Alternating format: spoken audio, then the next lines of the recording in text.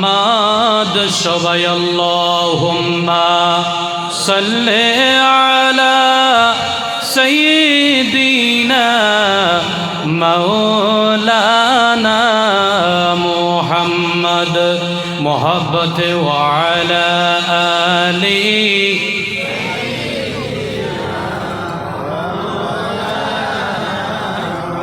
महराज का दूल्हा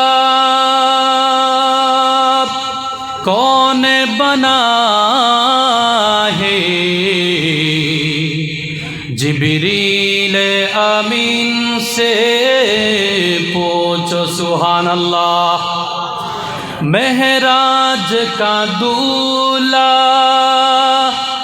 कौन बना है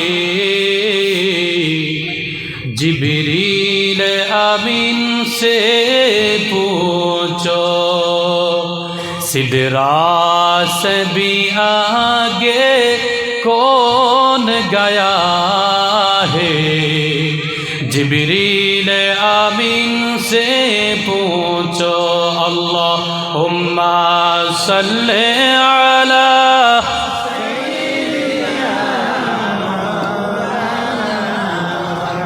وعلى آل سيدنا مولانا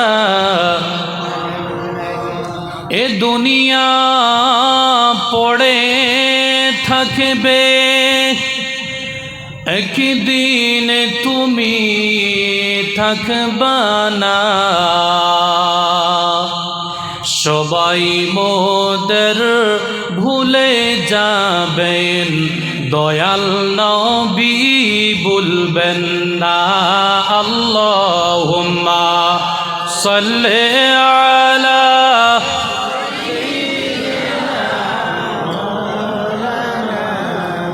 ওয়া আলা আলি সাইয়্যিদিনা মাওলানা মুহাম্মদ আলহামদুলিল্লাহ। সম্মানিত আজকের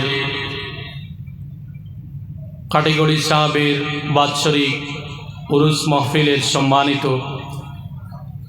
সভাপতি সাহেব, উপস্থিত আমার আশেপাশে উলামায়ে কেরামগণ, আমার সম্মুখে উপস্থিত আমার প্রাণপ্রিয় যুবক ভাইরা ও আমার পিতৃসমতুল্য মুরব্বিয়ানে জাম, ছোট ছোট সোনামণিগণ, পর্দার আড়ালে পর্দানিশী মা ও বোনেরা, সকলে একসাথে মালিকের দরবারে শুকরিয়া আদায় করি। সকলে পড়ছি আলহামদুলিল্লাহ। আমার প্রিয় ভাইরা, আপনাদের মূল্যবান সময় নষ্ট না করে ইনশাআল্লাহ I would like to discuss about the fairness of almighty. সকলে বলে ইনশাআল্লাহ। আপনাদের সম্মুখে আল্লাহ রব্বুল আলামিনের ভয় সম্পর্কে, fairness of Almighty, fairness of creator, আমাদের যিনি সৃষ্টিকর্তা, এই সৃষ্টিকর্তার ভয় সম্পর্কে সামান্য আলোচনা করব। মদিনাওয়ালার কাছে দোয়া চাই, তিনি যেন আমাদের দোয়ার সাথে আমিন বলেন। আল্লাহ রব্বুল আলামিন যেন আমার মতো একজন সামান্য গুনাহগারকে কিতাবুল্লাহ ও হাদিস শরীফ থেকে আলোচনা করার তৌফিক দেন। সকলে বলি আল্লাহুম্মা আমিন। আমার মুসলমান ভাইরা, আপনারা এখানের মধ্যে উপস্থিত হয়েছেন, আরও একটু দাওরিবা, আপনারা এখানের মধ্যে উপস্থিত হয়েছেন, আমাদের প্রত্যেকের ধারণা যে আমরা আজকে মাহফিলের মধ্যে নিজ ইচ্ছায় উপস্থিত হতে পেরেছি, এটা হলো আমাদের একটা ভুল ধারণা। আমাদেরকে এই জায়গার মধ্যে উপস্থিত করানো হইয়াছে। সকলে বলি সুবহানাল্লাহ। কিভাবে উপস্থিত হইয়াছেন? وقال النبي صلى الله عليه وسلم من يريد الله به خيرا يفقهه في الدين। আল্লাহ রাসূল সাল্লাল্লাহু আলাইহি ওয়াসাল্লাম বলেন, ও মায়ার উম্মতেরা রে, আমার আল্লাহ রব্বুল আলামিন যদি আমার গুনাহগার কোনো গুনাহগারের প্রতি মায়া মহব্বতের যদি ইরাদা করেন, বন্ধুত্বর নজর দিয়ে যদি তাকাইয়া থাকেন, তাইলে আল্লাহ রব্বুল আলামিন ওই তার গোলামকে দ্বীনের ইলম সম্বন্ধে জ্ঞান দান করেন, অথবা এই রকম মাহফিলের মধ্যে বসিয়া বসিয়া দ্বীনের আলোচনাগুলা শোনার সুযোগ দেন। সকলে পড়ে সুবহানাল্লাহ। তার মানে হলো আমার কাঠিগড়াবাসী প্রিয় ভাইরা, এই জায়গার মধ্যে আপনি আপনার থেকে এসেছেন না, আপনার সাথে আল্লাহ রব্বুল আলামিন বালাইর ফয়সালা করেছেন। আল্লাহ রব্বুল আলামিন গোটা কাঠিগড়ার মধ্যে আপনাকে একজন একজন করে করে বাছিয়া বাছিয়া রব্বুল আলামিন তার হাবিবের মাহফিলের মধ্যে বসার সুযোগ করে দিয়েছে। এটা ক্রেডিট আপনাদের নয়, এটা ক্রেডিট হলো আমার আল্লাহ রব্বুল আলামিনের। সকলে জবান ছেড়ে পড়ি আলহামদুলিল্লাহ। আমার যুবক ভাইরা, যদি এই এতত অঞ্চলের মধ্যে আপনারা দেখেন, তাইলে আপনারা দেখতে পারবেন যুবক ভাইরা, আপনাদের মতো কত শত যুবক বর্তমানে মাইক্রোফোনের আওয়াজ চলে যায়, মাইকের আওয়াজ চলে যায়, কিন্তু তারা কেউ মাহফিলের মধ্যে আসতে পারল না। তার থেকে আমাদের প্রমাণ হইয়া গেল আল্লাহ রব্বুল আলামিন আপনার সাথে প্রেমের একটা সম্পর্ক গড়িয়া তুলতে চান। আল্লাহ আপনাকে ভালোবাসেন, আপনিও আল্লাহকে ভালোবাসেন। এর জন্য আপনি ইসালে সব মাহফিলের মধ্যে বসিয়া বসিয়া আল্লাহ রসুলের হাদিস শরীফ শোনার সুযোগ পেয়েছেন। বড়ি আলহামদুলিল্লাহ। তাইলে এই জায়গার মধ্যে আমরা যে এসে উপস্থিত হতে পেরেছি, ভাইজান আর একটু সাউন্ড দিয়ে দাও, বক্সের সাউন্ডটা উঠান। আমি পুরানা কোনো ওয়াইজ নয়, আমাকে তো প্রতিদিন একটু একটু মহফিল করতে হয়, একটু ঠিক আছে, আপনি একটু কম করবেন না। যদি সাউন্ডের ইফেকশনে একটু অসুবিধা হয় আমি পিছনে চলে যাব, এইভাবে রাখবেন। আমার ভাইয়ের আলোচনাটা গোটা কাঠিগড়ার মধ্যে আছে, ভাই খুব ভালো সাউন্ড সিস্টেম দেন। সকলে বলি আমার ভাইয়ের এই বিজনেসের মধ্যে যেন আল্লাহ রব্বুল আলামিন খয়র বরকত নাজিল করেন। সকলে পড়ি আল্লাহুম্মা আমিন। আমার মুসলমান ভাইরা, বলতেছিলাম আপনাদের মধ্যে আল্লাহ রব্বুল আলামিন কোনো যদি তার গোলামের প্রতি মায়া মোহব্বতের যদি বালাই ইরাদা করেন, ওই গোলামকে কিতাবুল্লাহর জ্ঞান দিয়ে দেন, ওই গোলামকে ইলমে হাদিসের জ্ঞান দিয়ে দেন। এর থেকে একটা ইশারা পাওয়া গেল আমার মুসলমান ভাইরা, আপনারা সবাই এই জায়গার মধ্যে এসে উপস্থিত হইয়াছেন। ওলামায়ে কেরামগণ চতুর্দিক থেকে এই চেয়ারের মধ্যে বসে বসে আপনাদেরকে ইলমে হাদিস ও ইলমে কোরআন থেকে আলোচনা শুনাইবেন, আর আপনার জ্ঞান হইয়া যাইবে। আবার এটি আপনি আমল করবেন, এই ক্রেডিটটা হলো আমার মালিকের। সকলে পড়ি আলহামদুলিল্লাহ।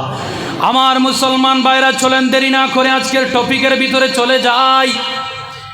একটু আগে আয়াত কারিমা তেলাওয়াত করেছি, আল্লাযীনা আমানু ওয়া কানু ইয়াত্তাকুন। ঈমানদার কারা? ঈমানদার হলো এই মানুষ যারা ওয়া কানু ইয়াত্তাকুন পরহেজগারি করে, আল্লাহকে ভয় করে।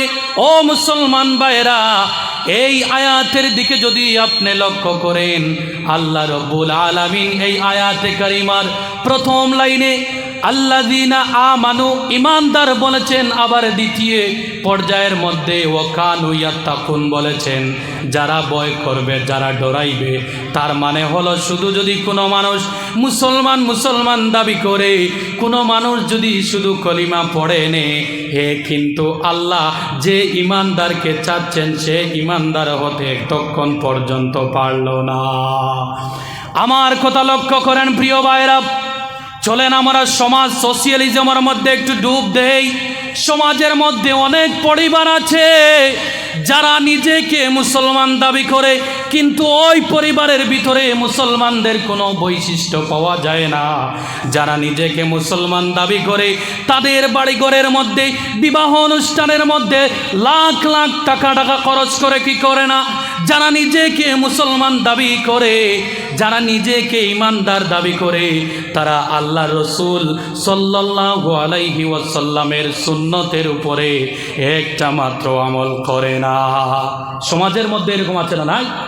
নিজেকে মুসলমান দাবি করে তারা মিসওয়াক করতে জানে না, নিজেকে মুসলমান দাবি করে তাদের বাচ্চাদেরকে কোরআন শিক্ষা দিতে চায় না।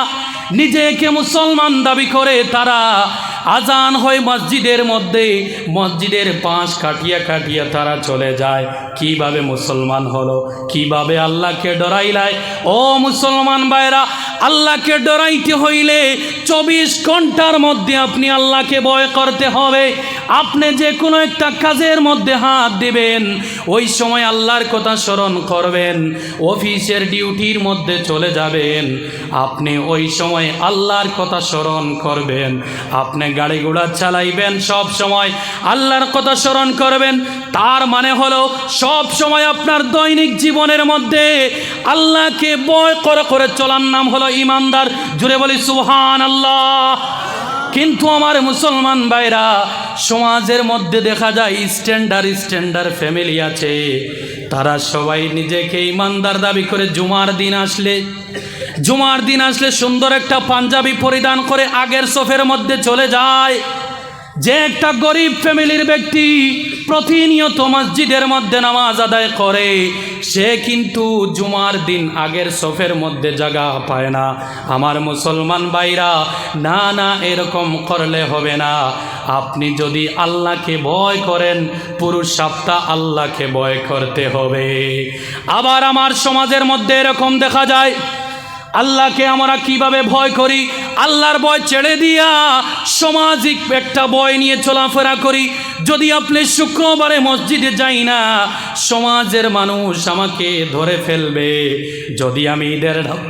যদি আমি ঈদের নামাজে যাই না, সমাজের মানুষ আমাকে ধরে ফেলবে। এইভাবে আমাদের অন্তরের মধ্যে একটা ভয় ঢুকাইয়া রেখেছি। এটা হলো আল্লাহর ভয় না, এটা হলো গয়রুল্লাহর ভয়, মানুষের ভয়। আমার প্রিয় ভাইরা, আল্লাহ রব্বুল আলামিনের হাবিব সাল্লাল্লাহু আলাইহি ওয়াসাল্লাম বলেন, ও আমার মায়ার উম্মত, ও উম্মত, জেনে রাখো আল্লাহর ভয় ছাড়া যদি আমার উম্মত যদি অন্য কোনো ব্যক্তির ভয় নিয়ে চলাফেরা করে, উম্মত রে, তুমি কিভাবে জাজমেন্টের ডে, লাস্ট ডে, আখিরাতের দিনের মধ্যে কিভাবে তুমি আল্লাহকে তোমার মুখটি দেখাইবা? ঠিক কিনা? যে এরকম আছে না নাই?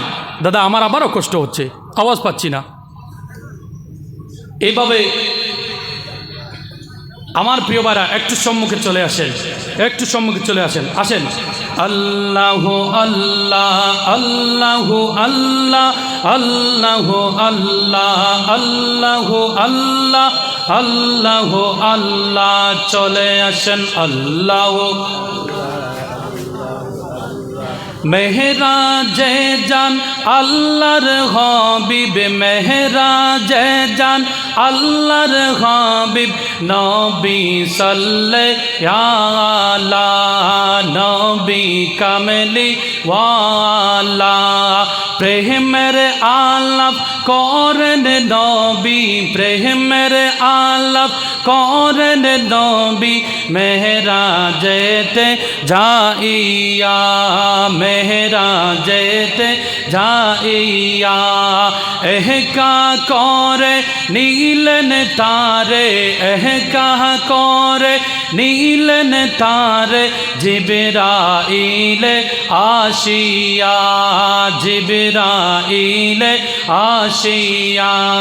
জিবরাইলে হুকুম পাইয়া, জিবরাইলে হুকুম পাইয়া, মক্কায় আসেন দাওয়াত লইয়া। বলি সুবহানাল্লাহ।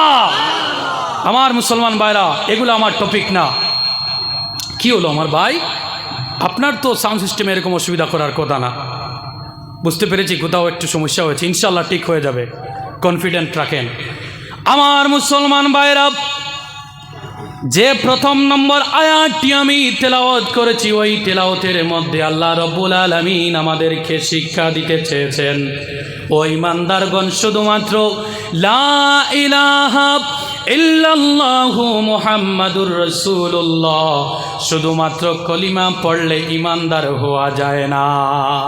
কলিমা তাইয়্যিবা, শাহাদাতের বাণী তেলাওয়াত করার সঙ্গে সঙ্গে কিছুগুলা জিনিস আছে, আল্লাহর হুকুম আহকাম আছে, ওই হুকুম আহকামগুলাকে যদি দিয়া আপনার জীবন যদি আপনি সাজাইতে পারেন, তারপরে আপনি আমানু ইমানদারদের অন্তর্ভুক্ত হইতে পারবেন। আমার সমাজের মধ্যে আপনি দেখবেন আমার প্রিয় ভাইরা, সমাজের মধ্যে বাবা 5 ওয়াক্তের নামাজের মধ্যে যান, কিন্তু তার ছেলে, যে ছেলে ইংলিশ মিডিয়ামের মধ্যে পড়াশোনা করে, ওই ছেলে মোবাইল নিয়ে রাস্তার মধ্যে দাঁড়াইয়া যায়।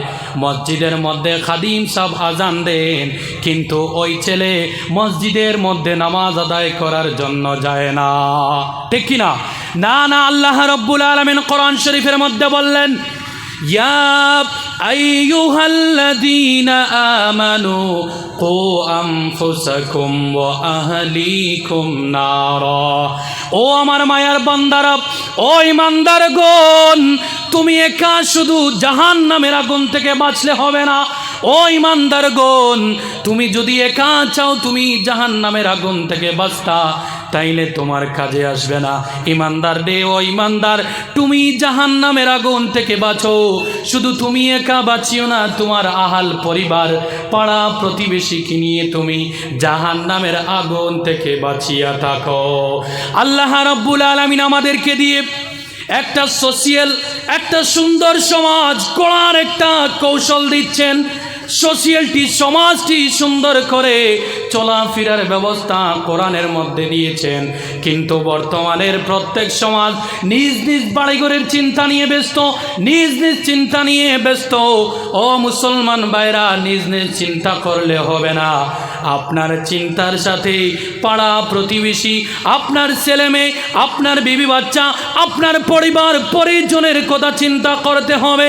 আমার মুসলমান বাবারা, আপনাদেরকে একটা মেসেজ দিতে চাই, যে মেসেজটা আমি সর্বত্র দিতেছি বাবাদেরকে। বর্তমানে ছেলেদেরকে, ছেলে মেয়েদের ডেস্টিনেশনটি জাহান্নাম, ছেলে মেয়েদের ডেস্টিনেশনটি জান্নাত হওয়ার কথা।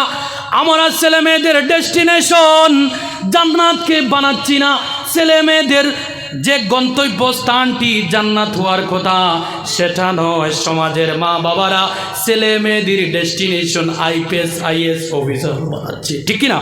যে আইএস আইপিএস অফিসারের, আইএস আইপিএস অফিসারদের একটা আশ্বাস ছেলে মেয়েদেরকে দেওয়া হচ্ছে কি হচ্ছে না?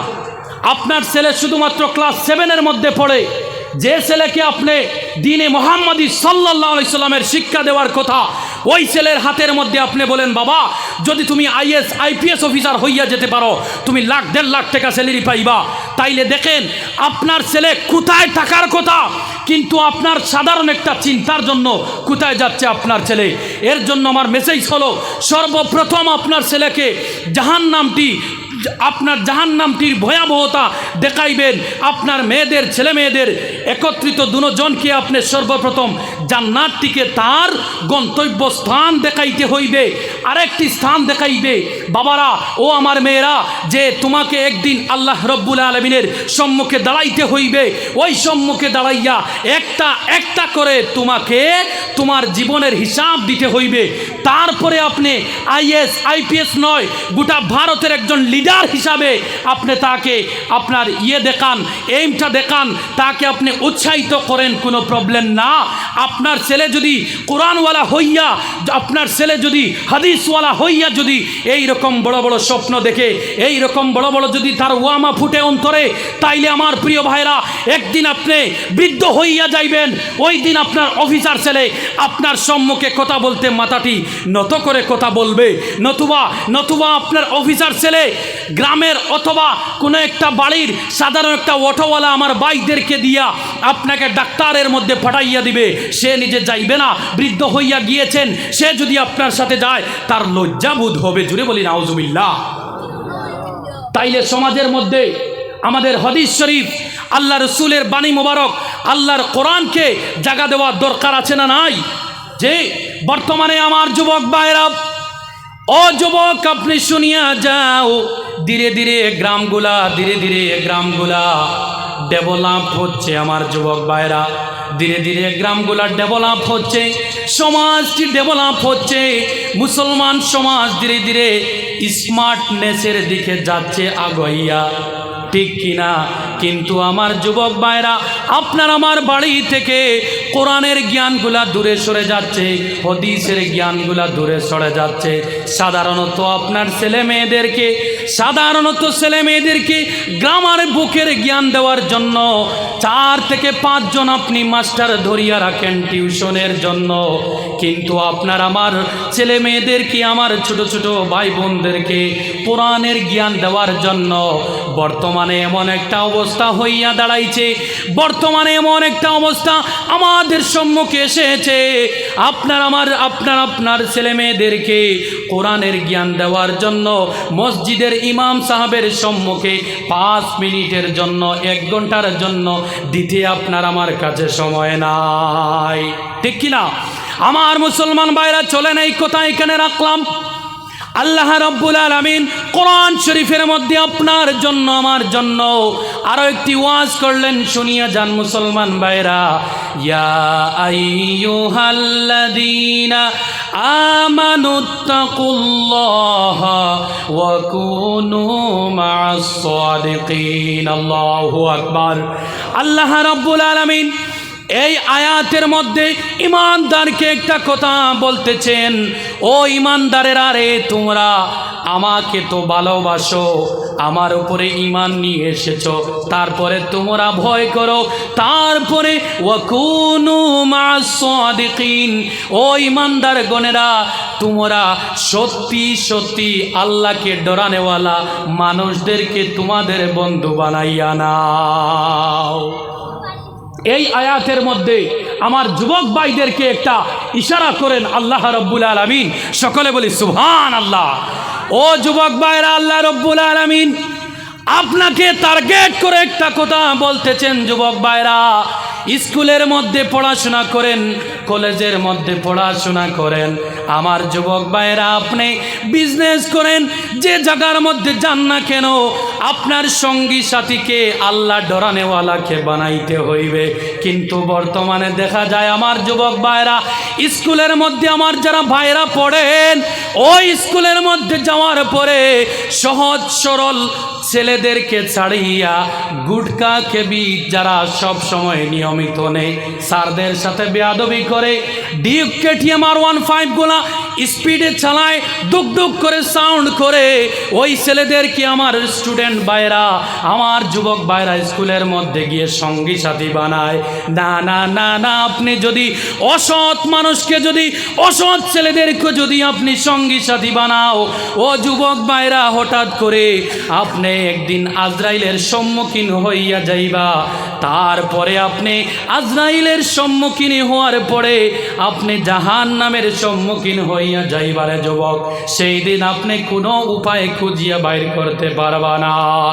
এর জন্য আমার যুবক ভাইরা, আল্লাহওয়ালা মানুষদের সাথে সম্পর্ক লাগাইতে হবে, আল্লাহওয়ালা মানুষদের সাথে আপনার উঠা বসা করতে হবে। যুবক ভাইরা, আমি তোমাদের সামান্য ছোট্ট একটা ভাই, যদিও আমার কথাটি আমার সমাজের ভাইদের উপরে পড়তেছে, ও যুবক ভাইরা, ওয়াজ শব্দের অর্থ কি শুনিয়া যাও।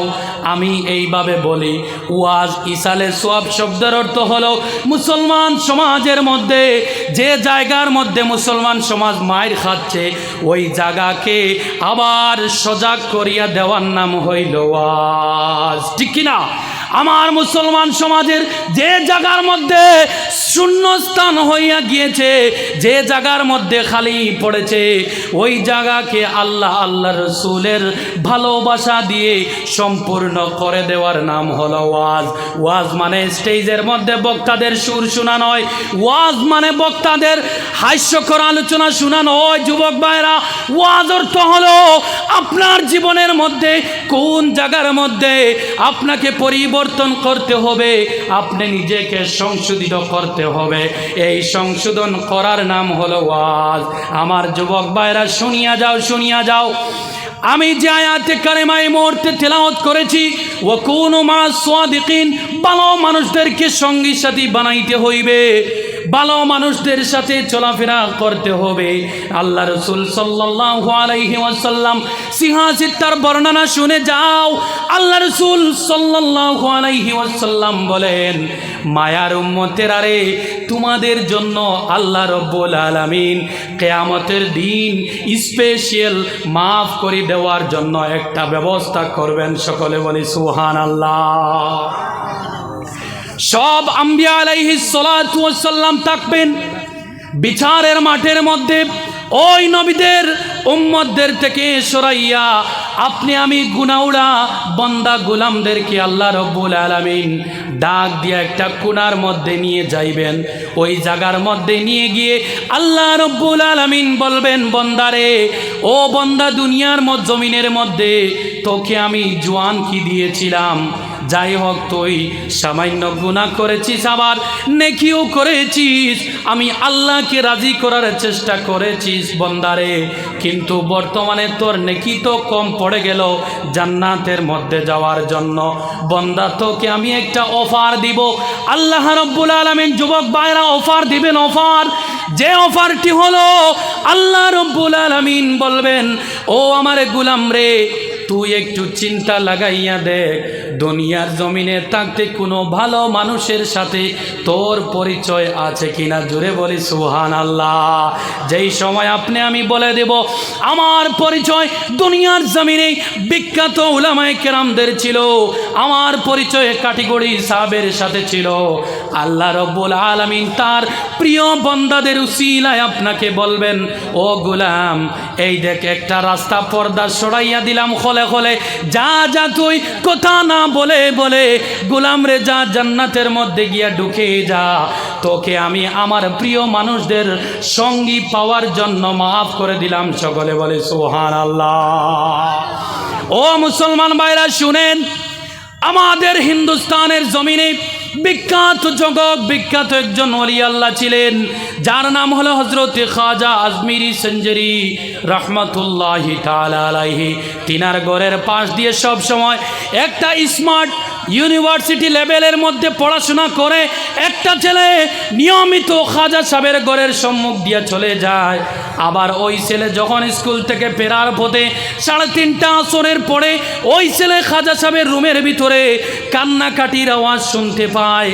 সে এইরকম 2-3 দিন আওয়াজ শোনার পরে এক পর্যায়ে ওই ছেলে তার মার কাছে গেল, গিয়ে বলল, মা গো, এই যে মুসলমানদের একজন গুরু ঠাকুর, একজন গুরুজি, মুসলমানদের একজন গুরু আমাদের ঘরের নিকটে থাকেন, তিনি প্রতিদিন আসরের পরে রুমের ভিতরে দরজা লাগাইয়া কেন কাঁদাকাঁদি করেন?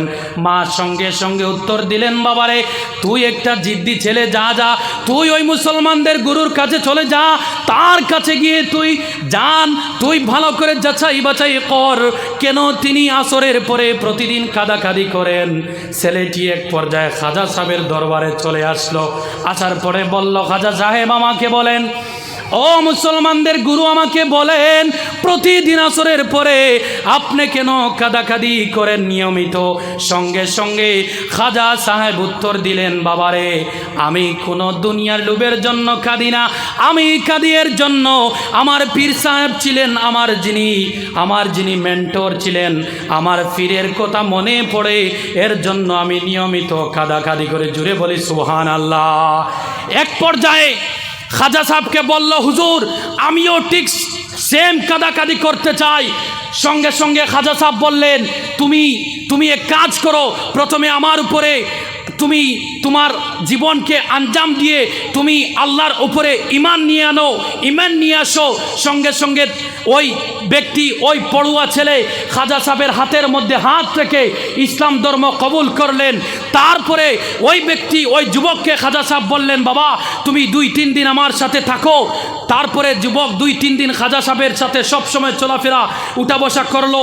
3 দিন পরে খাজা সাহেব ওই ছেলেকে ছুটি দিয়ে দিলেন। ছেলেটি তার ঘরের মধ্যে একা একা চলে গেল। যাওয়ার পরে সেহরি খাওয়ার সময় ছেলেটি ঘুম থেকে উঠলো, সেহরি খেতে পারে না, খাজা সাহেবের কথা স্মরণ হয়। ইফতারের সময় খাজা সাহেবের কথা স্মরণ হয়, ঘুম আসে না, খাজা সাহেবের কথা স্মরণ হয়। ভালো মানুষের ছায়ার নিচে পড়লে সেই খারাপ ব্যক্তিটি ভালো হইয়া যায়। জোরে বলি সুবহানাল্লাহ। এক পর্যায়ে 2-3 দিন পরে আবার মাকে বলল, মা আমি বোধহয় মরে যাব যদি খাজার দরবারে যাই না, আমাকে খাজার দরবারে নিয়ে যাও। সঙ্গে সঙ্গে ছেলেটি খাজার দরবারে চলে আসলেন। আসার পরে বললেন, হুজুর আমার ঘুম আসে না, ঘুমাইতে পারি না, খাইতে পারি না। সঙ্গে সঙ্গে খাজা সাহেব বললেন, বাবা রাত্রে কি তুমি ইফতার করে সেহরি খেয়েছো? খাজা সাহেবকে উত্তর দিল, না সেহরি খাইতে পারি না। খাজা সাহেব বললেন, মুরিদ রে তোর সাথে মোহব্বত ছিল বটে, আমিও সেহরি খাইতে পারি না। সকলে বলি সুবহানাল্লাহ।